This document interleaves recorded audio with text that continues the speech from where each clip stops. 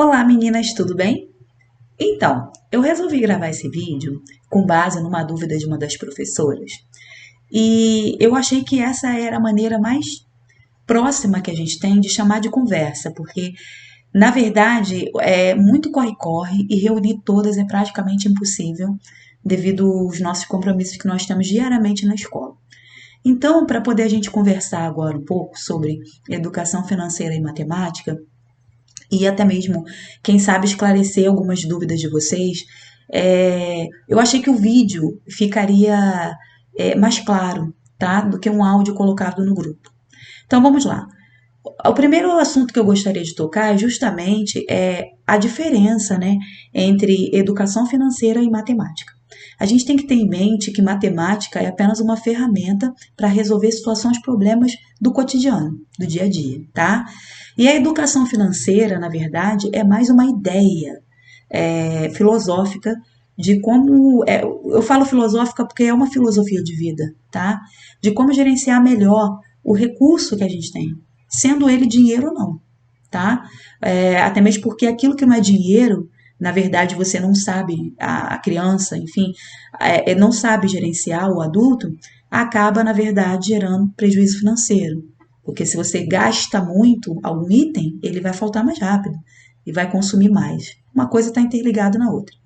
Bom, a ideia é fazer com que o seu aluno, principalmente do Fundamental 1, ele seja protagonista da própria história, no sentido de fazer escolhas inteligentes, tá? No dia a dia. Então, é por isso que eu chamo de filosofia de vida. Claro que essa é uma ideia, então, quando se fala de aula de educação financeira, a gente vai escutar, na verdade, o aluno o tempo todo, trabalhar de acordo com a realidade dele, claro, né?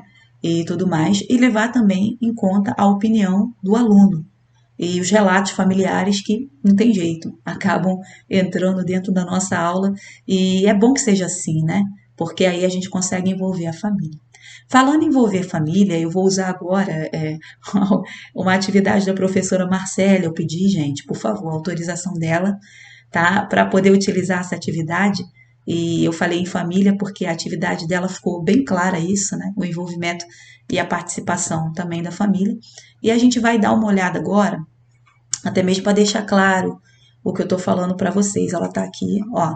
A atividade da professora Marcele foi uma atividade de casa, falando com o tema que eu dei, eu acho que foi o último tema, que era sonhar e conquistar, tá?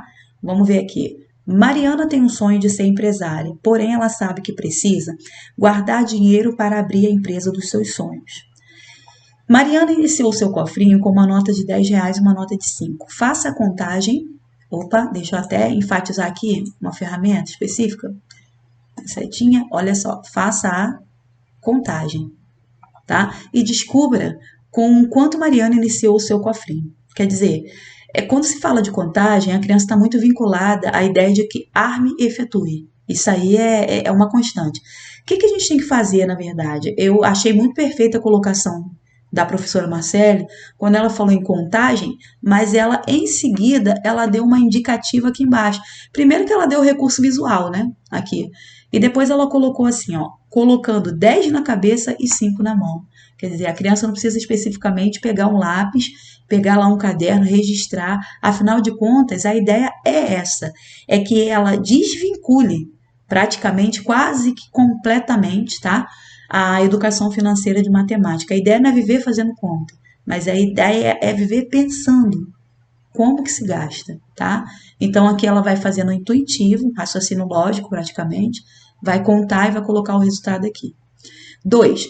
Para conquistar nossos sonhos que necessitam de dinheiro, devemos gastar muito dinheiro com bobagem, e uma alternativa, né? E a outra, economizar dinheiro. Olha só essa palavrinha, bobagem. E aí, outra coisa interessante que eu achei na atividade dela, porque dá para levar a criança e você também em sala a uma discussão ali, abre aspas, né, um gerador ali, um tema gerador do que seria bobagem, porque aquilo que é bobagem para mim não é bobagem para a criança, né? A gente tem que saber diferenciar isso. E aí se eu apresento aquilo que eu acho que é supérfluo, bobagem para mim, como adulto, de repente eu não alcanço o meu aluno. Então, é interessante aqui fazer uma ideia do fator comparativo, do cotidiano deles. Por exemplo, uma guloseima, um chocolate, passamos aí a semana da Páscoa, né? Um chocolate e o lanche deles. Quando você está com fome, o que é mais importante? O chocolate, a guloseima ou, de repente, a merenda? Então, a ideia da importância aqui, ela é bem nítida.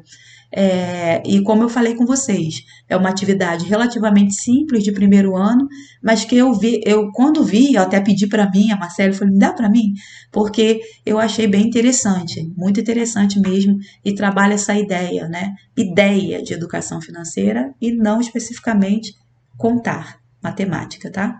Aqui, ó, 3. Se Mariana for uma menina economista, você acha que ela consegue realizar seu sonho? Bom, vamos lá. Economista também precisa ficar claro, na verdade, econômica, né? E o que seria uma pessoa econômica?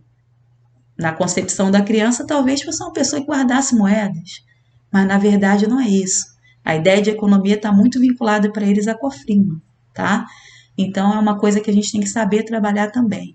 E aí expandir a ideia que uma pessoa econômica é uma pessoa que não desperdiça, né? Não gasta à toa. No cotidiano da sala de aula, por exemplo. Vai tirar uma folha para desenhar, aproveita a folha ao máximo. E aí a gente vai conseguir ampliar na mente deles o que seria isso, tá? Aqui, ó, sim ou não, ela colocou bem o objetivo. E a última que eu achei bem interessante, que é, com a ajuda do seu responsável, pense e escreva um sonho conquistado com dinheiro, tá?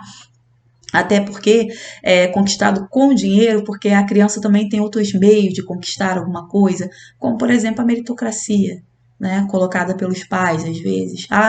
Faz a tarefa tal que eu te dou, tira a nota boa que eu consigo, eu dou isso aqui para você no tempo tal. Então, não é esse caso, com dinheiro, tá? Utilizando. E aqui eu coloquei seu responsável, porque na atividade de casa ela conseguiu envolver a família.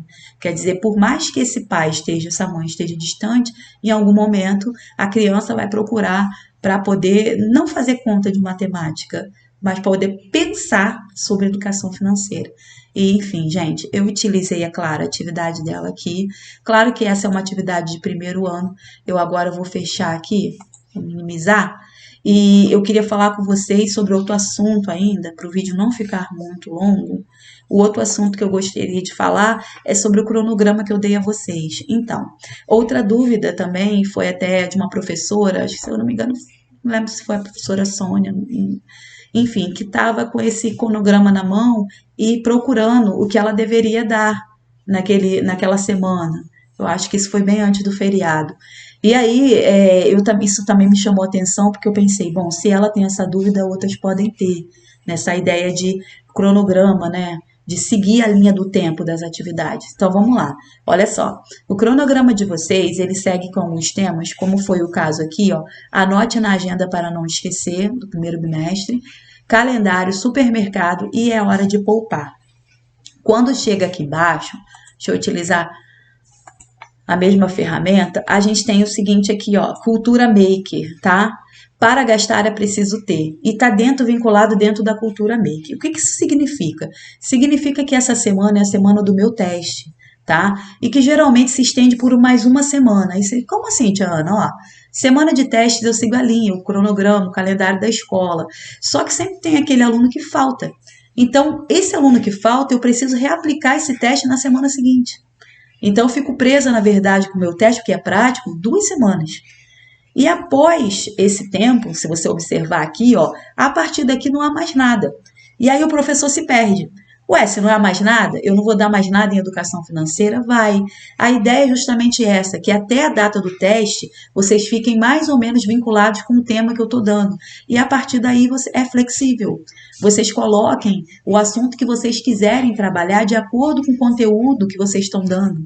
De repente, vocês estão falando de reciclagem, olha só, e vocês podem falar ali sobre economia de recursos, enfim, né, de embalagem, uso consciente das embalagens de supermercado, até mesmo porque aí vai lá para aquela ênfase do plástico na natureza, enfim, em ciências podem vincular, vocês podem ficar soltos para criar, para produzir.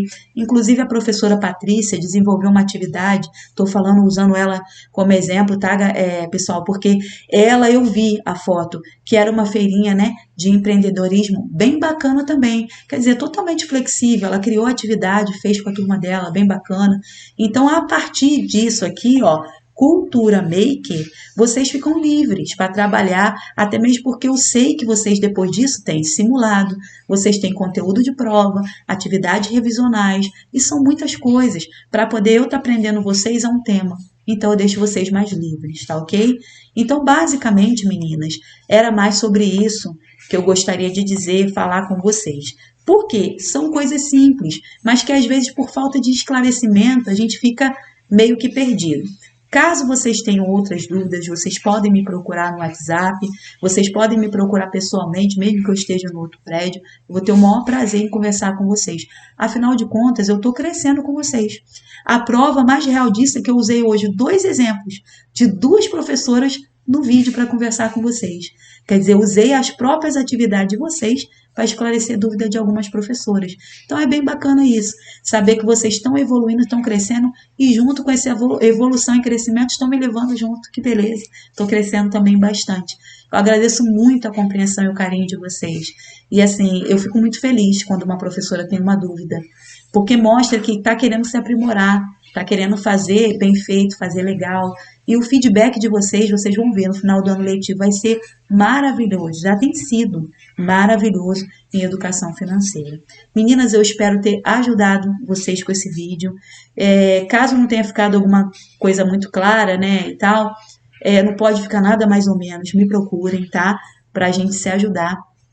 E juntas vamos continuar crescendo muito mais para alcançar o êxito, o sucesso. Muito obrigada pela atenção de vocês, tá? Eu espero o feedback de vocês sobre esse vídeo. Espero que tenha ajudado. Mil beijos e até a próxima oportunidade. Fiquem com Deus.